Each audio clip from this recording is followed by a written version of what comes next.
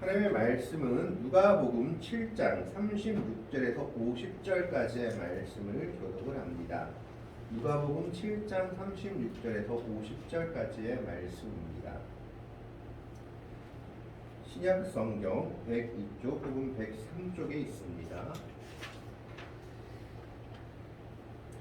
누가복음 7장 36절에서 50절까지의 말씀을 교독을 합니다. 36절의 말씀을 제가 먼저 봉독해 올립니다. 한 바리새인이 예수께 자기와 함께 잡수시기를 청하니 이에 바리새인의 집에 들어가 앉으셨을 때에 그 동네에 죄를 지은 한 여자가 있어 예수께서 바리새인의 집에 앉아 계심을 알고 향유 담은 옥합을 가지고 와서 예수의 뒤로 그 발 곁에 서서 울며 눈물로 그 발을 적시고 자기 머리털로 닦고 그 발에 입 맞추고 향유를 부으니 예수를 청한 바리새인이 그것을 보고 마음에 이르되 이 사람이 만일 선지자라면 자기를 만지는 이 여자가 누구며 어떤 자 곧 죄인인 줄을 알았으리라 하거늘. 예수께서 대답하여 이르시되 시몬아 내가 내게 이를 말이 있다 하시니 그가 이르되 선생님 말씀하소서. 이르시되 빚 주는 사람에게 빚진 자가 둘이 있어 하나는 500데나리온을 줬고 하나는 50데나리온을 줬는데 갚을 것이 없으므로 둘 다 탕감하여 주었으니 둘 중에 누가 그를 더 사랑하겠느냐. 시몬이 대답하여 이르되 내 생각에는 많이 탕감함을 받은 자이니이다.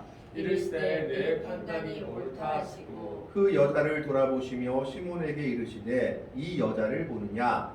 내가 내 집에 들어올 때 너는 내게 발 씻을 물도 주지 아니하였으되 이 여자는 눈물로 내 발을 적시고 그 머리털로 닦았으며 너는 내게 입 맞추지 아니하였으되 그는 내가 들어올 때로부터 내 발에 입 맞추기를 그치지 아니하였으며 너는 내 머리에 감람유도 붓지 아니하였으되 그는 향유를 내 발에 부었느니라.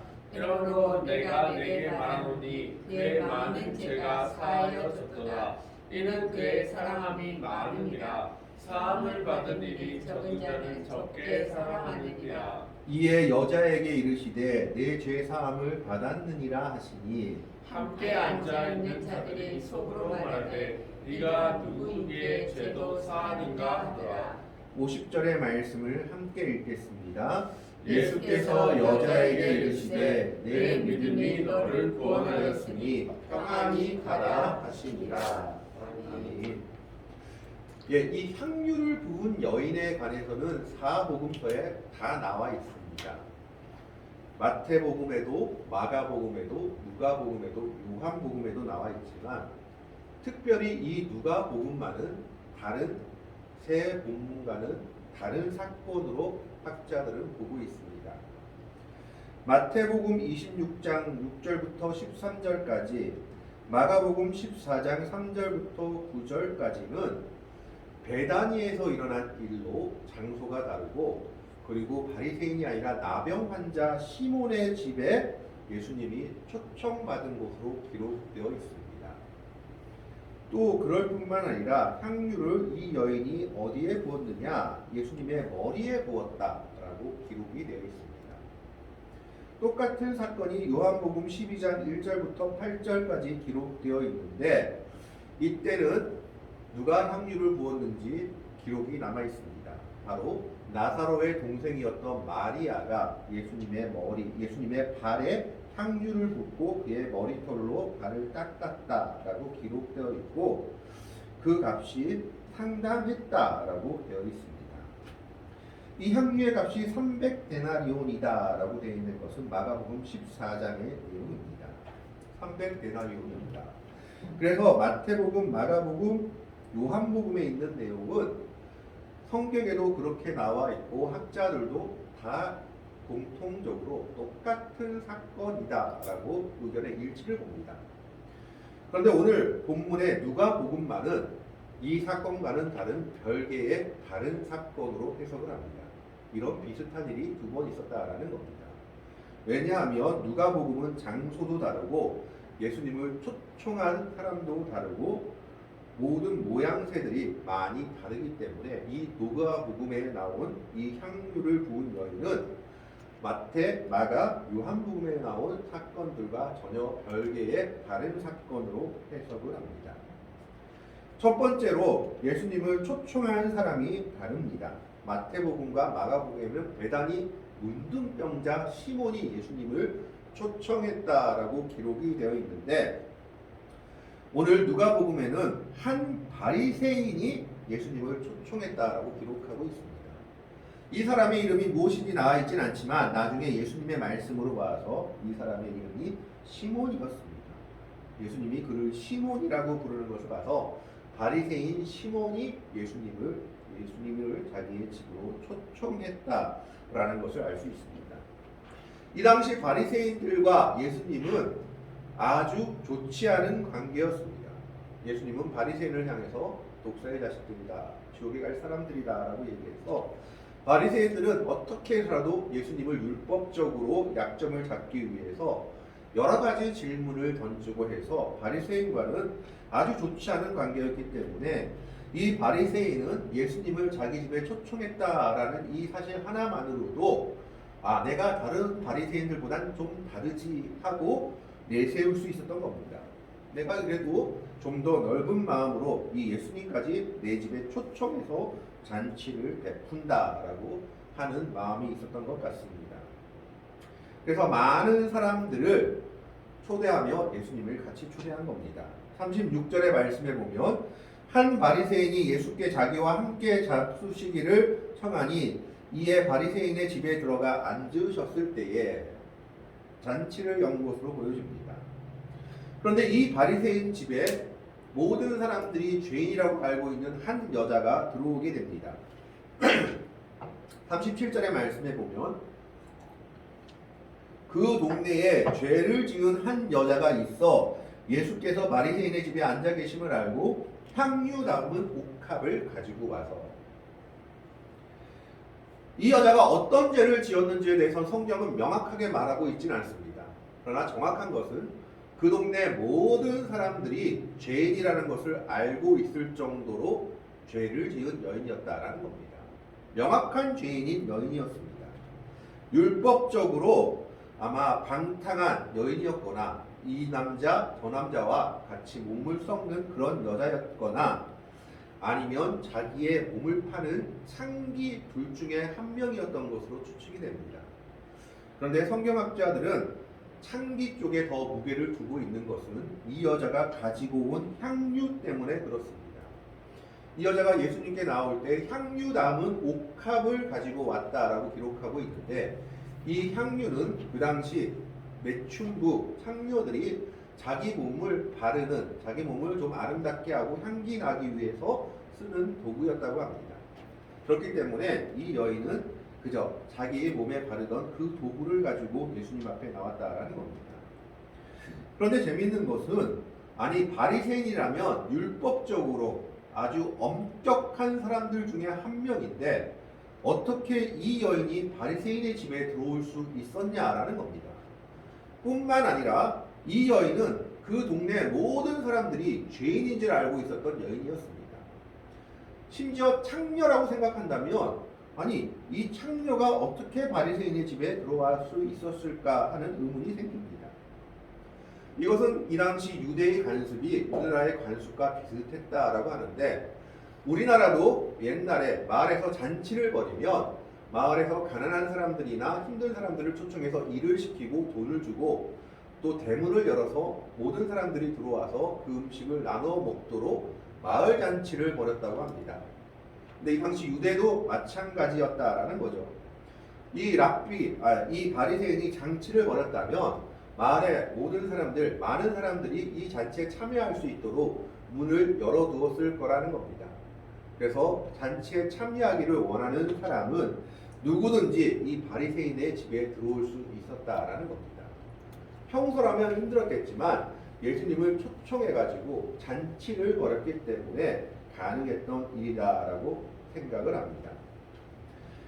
그런데 모든 사람이 죄인이라고 알고 있는 한 여자, 이것을 성경학자들의 추측대로 창녀라고 생각한다면 이 여인이 이 바리새인의 집에 들어오기까지는 많은 용기가 필요했을 겁니다.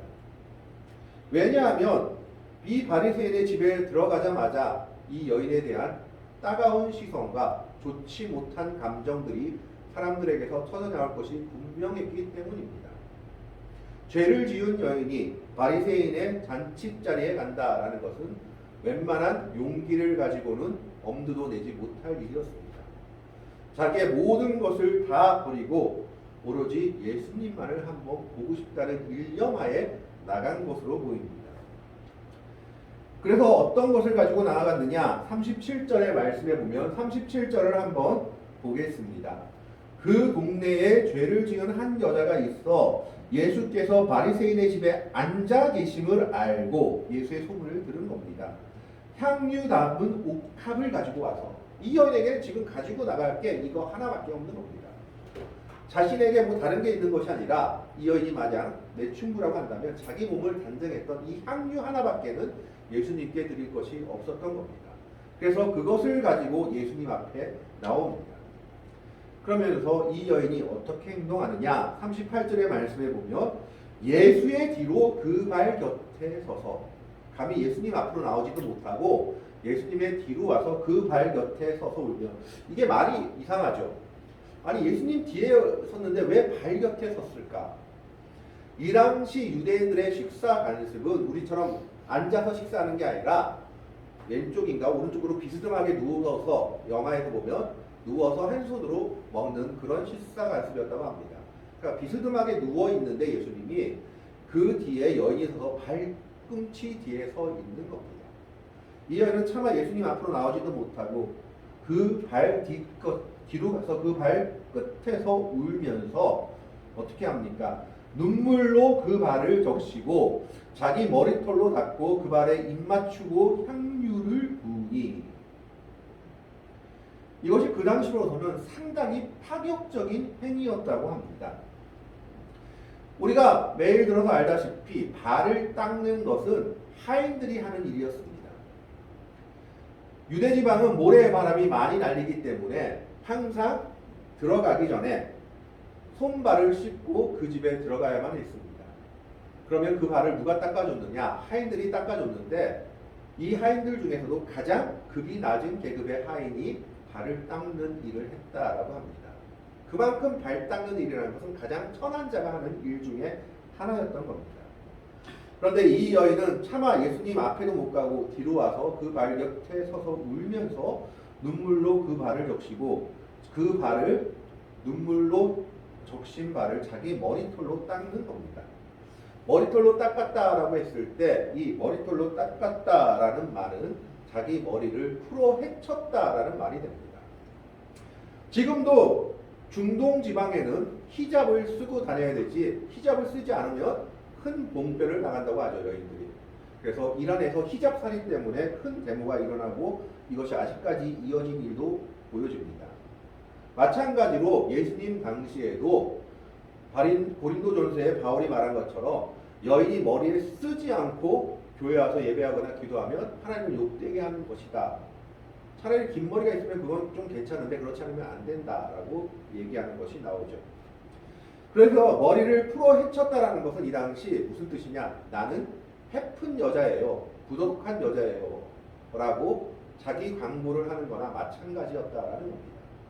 나는 정결하지 못한 여자입니다 라고 말하는 거나 마찬가지가 바로 자기 머리를 풀어 헤친 겁니다.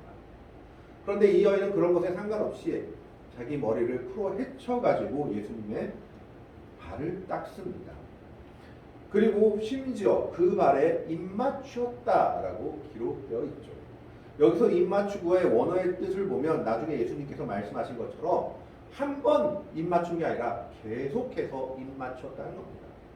울면서 그 울음에 적신 발을 자기 머리털로 닦으면서 그 발에 입 맞추기를 그치지 않고, 그리고 자기가 가져온 향유를 그 발에 부었다라고 기록되어 있습니다. 자기가 드릴 수 있는 최선의 것을 예수님께 드리면서 예수님 앞에 자기 자신을 가감없이 드러내 보이는 모습을 보고 있습니다. 예수님 앞에서 자기 자신이 이렇게 부정한 여인임을 자기 자신이 어떻게 보면 창녀라고도 모든 사람이 알 수 있을 만한 모습을 보이고 있으면서 이 여자는 왜 울었을까요? 아마 예수님 앞에서 자기의 죄를 고백하며 회개하는 모습으로 있었던 것으로 보입니다. 자기의 죄의 모습을 숨기지 않고 가감없이 드러내고 있는 겁니다. 나는 이런 부정한 여인입니다. 그럼에도 불구하고 예수님 앞으로 나왔습니다. 그리고 자기가 가지고 있는 가장 귀한 것 향유를 예수님의 발에 붓고 그 발에 입맞추기를 그치지 아니하고 눈물로 적셔진 그 발을 자기의 머리를 풀어헤치며 그 발을 닦아주고 있는 겁니다. 이 당시 사람들이 보기엔 파격적인 행동이요 이해하지 못할 행동이었습니다. 그러나 이 여인은 지금 예수님 앞에 자신의 진실한 모습을 드러내고 있는 겁니다. 예수님 이게 납니다라고 고백하고 있는 겁니다. 그리고 이 여인은 예수님의 은혜를 구하고 있는 겁니다. 이런 나를 받아주시라고 고백하고 있는 겁니다. 우리나라의 가장 큰 부흥운동 중에 하나인 평양 장대연의 교회의 부흥운동, 이것으로 인해서 길선주 목사를 비롯해서 많은 사람들이 한국 이 나라가 믿음의 길로 들어섰다라고 생각을 합니다. 1907년에 일어난 이 평양 장대연 부흥운동은 그 당시 목사와 선교사가 반목하고 있다가 부흥회를 하면서 자신들의 잘못을 서로 고백하는 것으로부터 시작했습니다.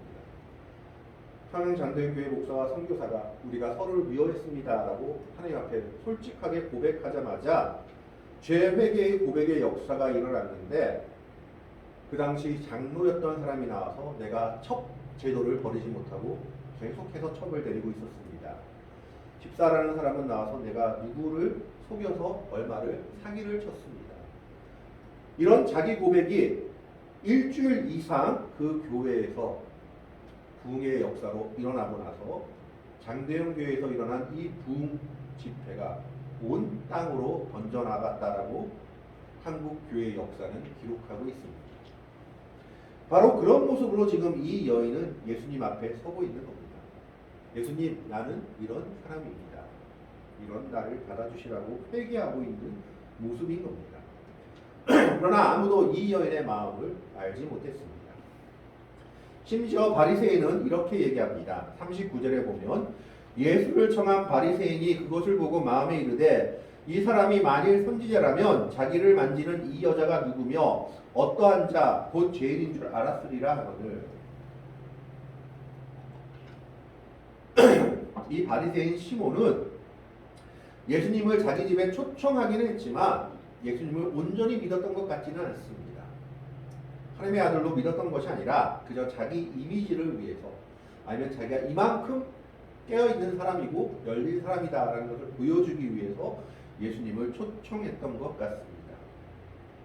그런데 예수님이 이 여인이 하는 행위를 그대로 받아주시는 것을 보고 의문을 가진 겁니다. 예수를 청한 바리새인이 그것을 보고 마음에 이르되 이 사람이 만일 선지자라면 자기를 만지는 이 여자가 누구며 어떠한 여자 곧 죄인인 줄 알았으리라 하거늘. 예수님이 만약 선지자라면 하나님의 아들이 아닌 선지자라 할지라도 하나님이 알려주셨을 건데 그럼 이 여자가 창녀인 것도 알고 죄지은 여자인 것도 알건데 왜 저러고 있지 하는 의문을 가진 겁니다. 그러면 이게 무슨 말입니까? 이 사람은 선지자도 안 되나 하는 의문을 가지고 있는 거죠. 아무것도 모르는 사람인가 보다라는 의문을 가지고 있는 겁니다.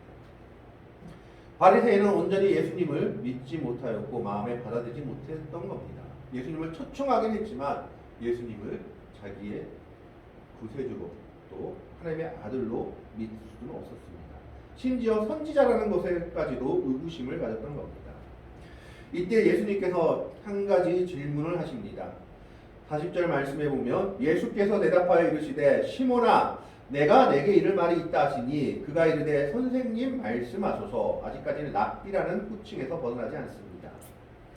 이때 예수님이 한 가지 질문을 합니다. 41절의 말씀을 봅니다. 41절의 말씀을 보면 이르시되 빚주는 사람에게 빚진 자가 둘이 있어 하나는 500데나리온을 줬고 하나는 50데나리온을 줬는데 그러니까 돈 많은 사람이 자기한테 좀 돈 좀 구워달라는 사람한테 돈을 구워줬는데 한 사람한테는 500데나리온, 한 사람한테는 50데나리온을 구워준 겁니다. 우리가 많이 들어서 알다시피 한 데나리온은 그 당시 노동자의 하루 품삯입니다. 그것도 아주 많이 쳐주는 하루 품삯이 한 데나리온입니다. 지금으로 아마 돈을 고쳐서 생각하자면 그냥 한 10만 원 정도로, 많게는 20만 원까지 볼 수 있지만 그냥 한 10만 원 정도로 생각할 수 있을 겁니다. 그래서 500데나리온과 50데나리온을 지금으로 생각하자면 500만 원 빚진 자, 5천만 원 빚진 자 정도로 생각할 수 있습니다. 조금 더 많이 생각할 수도 있고요. 어쨌든 500만 원 빚진 자, 5천만 원 빚진 자가 있는데 둘 다 갚을 능력이 없는 겁니다. 42절에 보면 갚을 것이 없으므로 둘 다 탕감하여 주었으니 둘 중에 누가 그를 더 사랑하겠느냐. 자, 5천만 원 탕감 받은 자가 주인한테 더 감사하겠느냐, 아니면 500만 원 탕감 받은 자가 이 사람한테 더 감사하고 이 사람을 더 사랑하겠느냐. 묻자 시몬이 바로 대답하죠. 그건 생각할 필요도 없는 일이었던 겁니다. 43절의 말씀에 시몬이 대답하여 이르되 내 생각에는 많이 탕감함을 받은 자니이다. 이르시되 내 판단이 옳다 하시고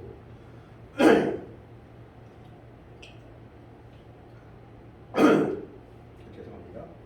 누가 보더라도 5천만 원 빚 없애준 사람이 더 사랑하겠죠.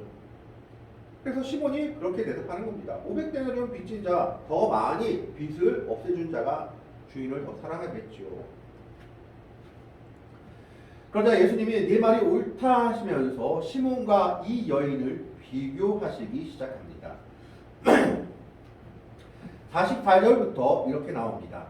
그 여자를 돌아보시며 시몬에게 이르시되 이 여자를 보느냐? 내가 내 집에 들어올 때 너는 내게 발 씻을 물도 주지 아니하였으되 이 여자는 눈물로 내 발을 적시고 그 머리털로 닦았으며. 손님을 초대하면은요, 손 씻을 물, 발 씻을 물을 주는 것은 기본이었습니다. 그런데 예수님을 초대하고 나서도 시몬은 예수님께 발 씻을 물도 주지 않았던 겁니다. 너무 바빠서 그랬는지, 아니면 다른 바리새인들의 눈치를 본다고 자기가 예수님을 초대하긴 했지만 차마 예수님께 이렇게 환대를 하지 못해서인지 몰라도 어쨌든 시몬은 예수님께 결례를 행한 겁니다.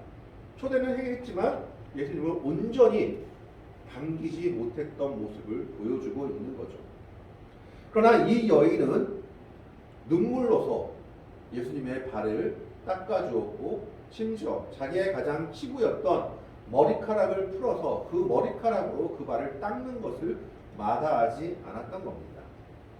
45절의 말씀에는 너는 내게 입맞추지 아니하였으되 그는 내가 들어올 때로부터 내 발에 입맞추기를 그치지 아니하였으며. 계속 입맞췄다고 아까 말씀하셨죠. 주인이 손님을 초대하면 이 손님을 환영한다는 의미로 외국에서 우리가 보는 것처럼 입을 맞춰야 했습니다. 잘 오셨다고. 그런데 시몬은 예수님께 입을 맞추지 않았던 겁니다. 초대는 했는데 왠지 껄끄러우니까 환대를 하지 못한 겁니다. 이게 예수님을 초대한 바리새인 시몬의 모습이었습니다. 어떻게 보면 초대받은 사람이 기분 나쁠 수 있는 그런 모습이었던 겁니다. 그러나 이 여인은 가장 더러운 예수님의 발에 입 맞추기를 그치지 아니했던 겁니다. 46절의 말씀에 보면 너는 내 머리에 감람유도 부르지 아니하였으되 그는 향유를 내 발에 부었느니라. 원래 귀한 손님이 오면 그 머리에 기름을 발라주는 것이 이 당시 유대인의 관습이었다고 합니다. 그래서 다윗도 시편에 뭐라고 얘기합니까? 내 머리에 기름을 바르셨으니 내 잔이 넘치나이다 라고 얘기를 하죠.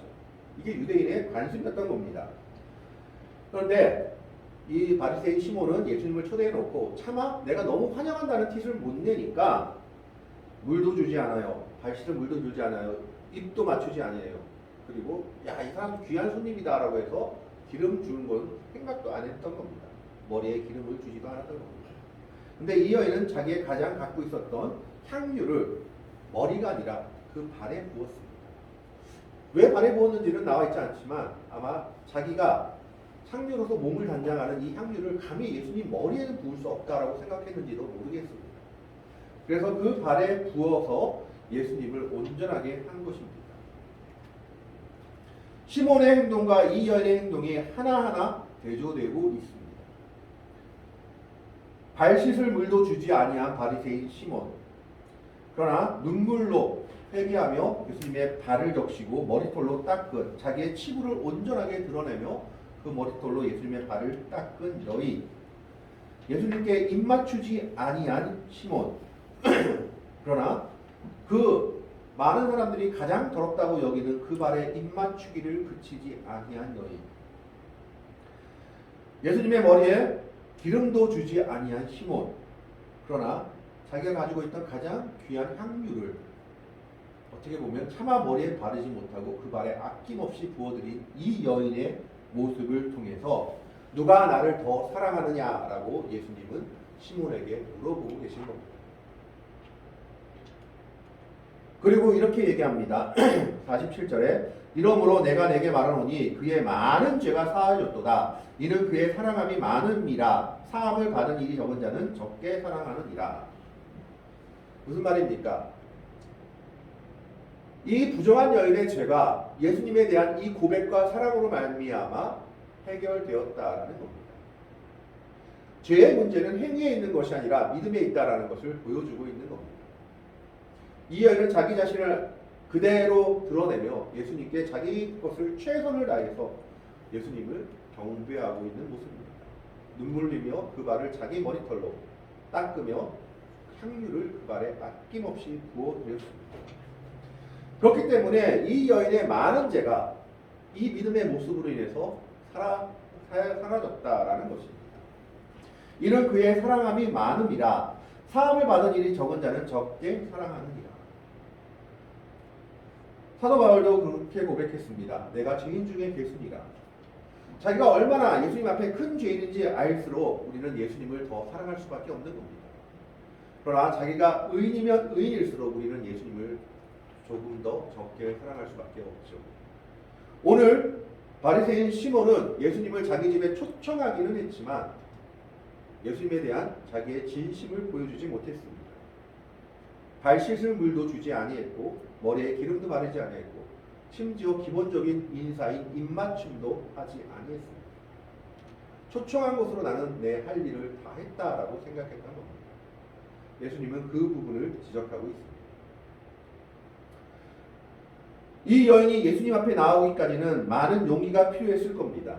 많은 사람들이 창녀요, 죄인이라고 알고 있는 여인이었습니다. 그리고 바리새인의 집에 들어가야 했습니다. 그리고 많은 사람들의 그 눈길, 그것을 뚫고 예수님 앞으로 나아가야만 했습니다. 그러나 이 여인은 그 모든 것을 뚫고 예수님 앞으로 나아왔습니다. 그리고 이 예수님 앞에 무릎 꿇고 어떻게 보면 눈물 흘리며 그 발을 자기 머리털로, 머리를 풀어헤친다는 것 자체가 자기의 부정을 드러내는 겁니다. 그럼에도 불구하고 그것을 주저하지 않고 머리털로 예수님의 발을 닦고 향유를 부은 이 여인을 보고 예수님은 사랑함이 많은 여인이다라고 얘기하는 겁니다. 그렇기 때문에 이 여인의 모든 죄가 사해졌다라고 얘기하고 있습니다. 그리고 예수님은 선포하십니다. 48절의 말씀에 이에 여자에게 이르시되 내 죄 사함을 받았느니라 하시니, 이 여인의 믿음의 행동, 이것을 보고 예수님은 이 여인의 마음을 보셨던 겁니다. 그래서 내 죄 사함을 받았다라고 말씀하시면서 이 여인을 높여주셨습니다. 이 말을 듣고 바리새인의 집에 같이 잔치자리에 앉았던 사람들은 의아해합니다. 함께 앉아있는 자들이 속으로 말하되 이가 누구에게 죄도 사하는가 하더라. 예수님이 그 당시 유명한 사람, 좀 능력 있는 사람 정도로 생각했지 하나님의 아들이라고 생각하지 않았기 때문에 저 사람이 뭔데 죄를 사하는가, 신성모독이 아닌가라고 생각했던 겁니다. 근데 예수님은 여기서 한술 더 뜨십니다. 50절에 보시겠습니다. 예수께서 여자에게 이르시되 내 믿음이 너를 구원하였으니 평안히 가라 하시니라. 예수님은 이 여인의 믿음을 보신 겁니다. 그리고 이렇게 얘기하십니다. 내 믿음이 너를 구원하였으니 이제 평안히 가라. 죄에서 너여 평안의 생활, 평강의 삶을 살라고 선포하고 계신 겁니다. 오늘 우리는 예수님을 초청한 바리새인 시몬의 모습과 초청받지 않았지만 자기의 진심을 다해 예수님 앞에 나온 한 여인의 모습을 봅니다. 오늘 우리가 주님 앞에 어떤 모습으로 서 있어야 될지를 한번 생각해 보시기를 바랍니다. 예수님을 내 마음속에 모셨다고는 하지만, 그리고 예수님을 초청했다고 하지만 발 씻을 물도 주지 아니하고 머리에 기름도 바르지 않은, 그리고 심지어 기본적인 인사인 입맞춤도 하지 아니한 시몬과 같은 모습으로 우리가 예수님을 대하고 있는 것은 아닌지, 예수님을 내 마음속에 모시고 있는 것은 아닌지 생각해 볼 일입니다. 이 여인은 초청받지 않았지만 모든 사람들의 시선을 뚫고 예수님 앞으로 나옵니다. 그리고 자기 자신을 있는 그대로 드러내고 회개하며 예수님의 발을 닦습니다. 자기의 가장 치부였던 머리카락까지 풀어헤치며 그 발을 닦으며 자기가 가지고 있는 가장 귀한 향유를 그 발에 붓습니다. 예수님께 자기의 모든 것을 숨김없이 드러내며 예수님의 은혜를 구하고 있는 모습인 겁니다. 우리는 예수님 앞에 이 여인과 같은 모습으로 서 있기를 원합니다. 내 자신을 있는 그대로 예수님 앞에 내어보내며 예수님의 은혜를 구하는 사람들이 되어야 할 겁니다. 우리가 주님 앞에 그런 모습으로 나아갔을 때 이 여인에게 말씀하신 것, 내 믿음이 너를 구원하였으니 평안히 가라 하는 그 말씀과 은혜가 오늘 이 여인과 같은 믿음으로 예수님 앞에 선자들에게 임할 수 있기를 바랍니다. 오늘 이 누가복음에 나온 여인과 같이 내 자신을 아낌없이 주님 앞에 드러내 보이며 주님의 은혜를 구하는 믿음의 백성들이 될 수 있기를, 그러므로 말미암아 예수님께서 이 여인에게 말씀하신 것처럼 내 믿음이 너를 구원하였으니 평안히 가라 하는 이 평강의 은혜의 말씀을 들을 수 있는 그런 은혜의 길을 갈 수 있는 복되고 아름다운 성도들이 되시기를 주님의 이름으로 간절히 축원합니다. 기도하겠습니다. 하나님, 오늘은 한 바리새인의 예수님을 초청한 자리에 초대받지 않았지만 오직 예수님을 만나고자